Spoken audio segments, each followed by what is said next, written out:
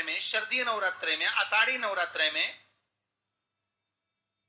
आदि पौष नवरात्रे में हम शंकर की, हम जगत जननी जगदम्बा की जब स्थापना करते हैं, या हम नूतन घर का प्रवेश करते हैं, या गणेश जी की स्थापना करते हैं, या कोई दुकान को प्रवेश करते हैं, या कोई शुभ कार्य करने के लिए अग्रण्य होते हैं, तो हम कलश की स्थापना क्यों करते हैं? आज शिव महापुराण में शुरुआत में अपन शिव और पार्वती की यही संवाद को लेकर चलते।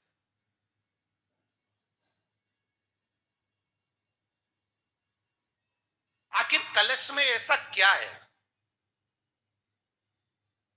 कलश के अंदर आखिर ऐसा क्या विराजमान है कि 33 कोटि देवता उस कलश के अंदर आकर बैठ जाते हैं महाराज?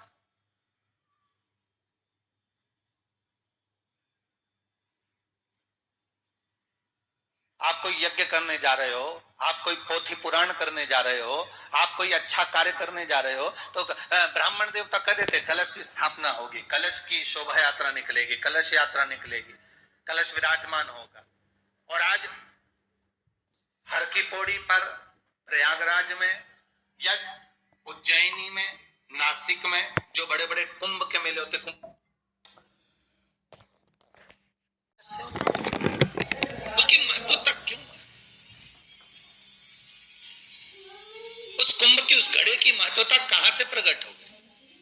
शिव महापुराण की कथा कहती है महाराज, भगवान ओघड़दानी शंकर स्वयं आद्य शक्ति जगदम्बा से कहते हैं कि जगदम्बा तू क्या चाहती है बोल। तो जगत जननी जगदम्बा कहती है कि जहां मैं हूं वहां शंकर है, ये आपने कह दिया, पर जहां शंकर है वहां पार्वती का होना जरूरी है। उसके लिए सिद्ध करने के लिए एक स्थान ऐसा बनाया जाए जहां पर शंकर विराजमान है और शंकर के साथ पार्वती विराजमान है। तो शिव जी ने कहा पार्वती, उसके लिए मैं तुझे एक सुंदर कलश का निर्माण कर देता हूं। दुनिया का रचनाकार, दुनिया की रचना करने वाले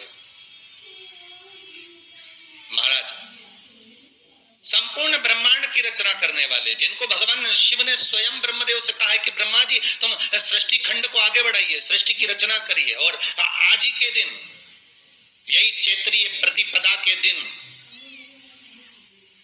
यही इसको कहते हैं नया संवत्सर, नया वर्ष।